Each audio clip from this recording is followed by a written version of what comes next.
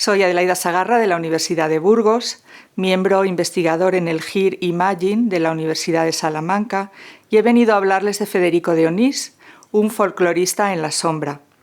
He querido llamarlo así porque Onís es una figura de talla internacional, especialmente como crítico literario, experto en los estudios sobre Don Quijote, autor de una antología de la poesía hispana, pero también tiene esa otra vertiente. Y esta píldora forma parte de un proyecto que hemos llamado de Mujeres e Identidades Culturales, Roles de Género y Circulación del Patrimonio Musical Español. Decirles que Federico de Onís nació en Salamanca en 1885 y murió en San Juan de Puerto Rico en 1966. Su infancia y su primera formación transcurrieron en Salamanca. Aquí se licenció en Artes en 1905 y decir también que su padre era amigo íntimo de don Miguel de Unamuno.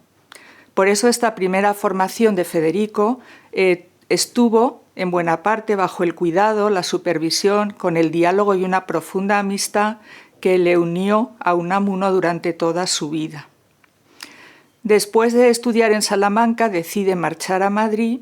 Allí va a hacer su tesis doctoral, va a conocer la Institución Libre de Enseñanza, era un hombre de grandes inquietudes intelectuales y fundamentalmente va a tener otros dos maestros, don Ramón Menéndez Pidal y, por supuesto, don José Ortega y Gasset.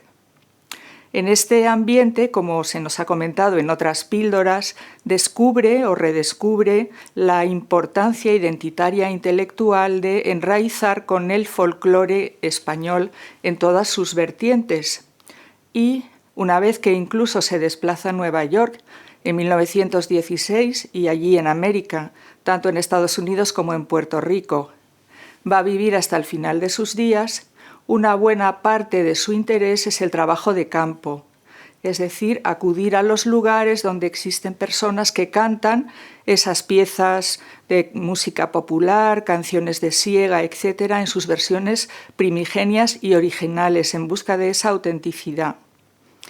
Todos los materiales escritos, su biblioteca de folclore, las fichas de este trabajo de campo se conservan a día de hoy en Puerto Rico, en el Seminario de Estudios Hispánicos, que tras su muerte tomó el nombre de Seminario de Estudios Hispánicos Federico de Onís.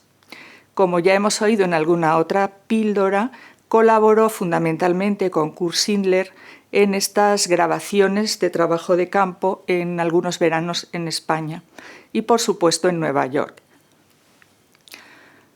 Como les decía, su faceta menos conocida es la de folclorista, y como folclorista puedo decir que fue un gran estudioso del folclore, que llevó a cabo una gran tarea editorial en la Casa de las Españas e incluso fue autor. Por ejemplo, en este libro que tienen en imagen, Antonia Mercé, la Argentina, hay todo un capítulo que escribe Federico de Onís analizando el baile de esta impresionante artista y llega a decir que la identidad de los pueblos se define por el ritmo de su música popular. A la vez, como hombre polifacético que era, tiene una gran cantidad de amigos y de contactos y podemos decir que forma parte de distintas redes intelectuales, redes de exiliados, redes de profesores de universidad, redes de la sociedad mundo y en general todo aquel que tenga algún interés por el folclore o la literatura española. Lo que les he querido mostrar aquí es un poco cómo él entendía esa metodología para poder estudiar el folclore. Tienen en pantalla el prólogo que escribió para el libro de Vicente Mendoza, Canciones Mexicanas. Y en él dice que el primer ejercicio de esta labor pues, es el recoger. Hay que recoger las canciones originales, hay que hacer una biblioteca, hay que realizar grabaciones y luego, por supuesto, hay que estudiar, editar y dar a conocer todo esto. En este sentido, pues como antes les decía, todo lo que nos ha llegado sobre su trabajo como folclorista se conserva en su archivo y en la biblioteca de Río Piedras. Es interesante conocer este archivo y esta biblioteca porque sobre Federico de Onís hay muchas cosas publicadas, pero en la mayor parte son publicadas sobre él. Cuando uno conoce su biblioteca, su lugar de trabajo y sus propias fichas, puede hablar de Federico de Onís y publicar desde él, desde su propia visión directa u originaria, que precisamente es lo que él buscaba en su trabajo de campo. Los resultados de la estancia de investigación que yo realicé en San Juan de Puerto Rico pues fueron muy interesantes. Les muestro aquí unas imágenes del fichero de su trabajo de campo. Era un hombre muy cuidadoso que anotaba lo que había grabado, quién había sido su informante, hizo mucho trabajo de campo en Nueva York, en distintas comunidades hispanas, incluida la sefardita, que era un tema que le interesaba muchísimo. Lamentablemente, de las grabaciones originales que se supone que tenían que estar aquí, solo se conserva en el archivo de la palabra las grabaciones que realizó sobre la música y el folclore sefardí.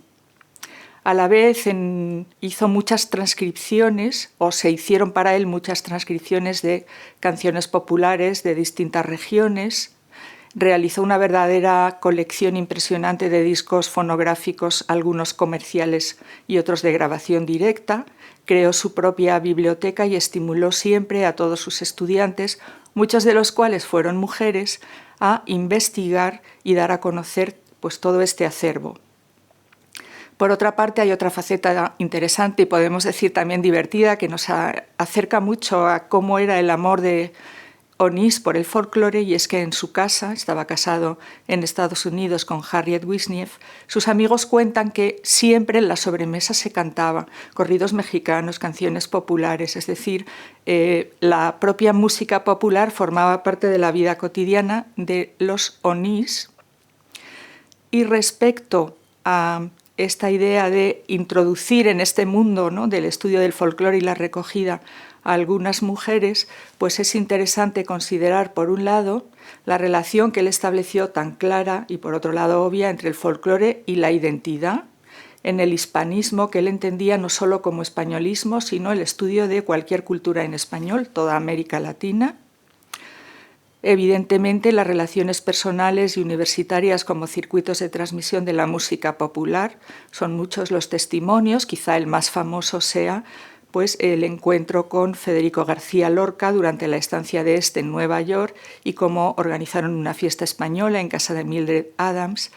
Y a la vez, respecto a los roles de género, decir que la mayoría de las mujeres que aparecen en todo este acervo fruto de su tarea como folclorista son autoras, son informantes, son corresponsales, son transcriptoras, son arreglistas, y en todo caso podemos decir que son muchas esas mujeres con nombre propio, aunque yo no vaya a decir aquí ninguno, que fueron sujeto de estudio y pueden seguir siéndolo. Termino con esta presentación visual de la bibliografía que hay sobre él. Indudablemente serían los primeros pasos, hay mucho más, y termino agradeciendo su atención y diciéndoles que me tienen a su disposición a través del correo de mi universidad por si quieren compartir información sobre Onís o preguntar o disentir. Muchísimas gracias.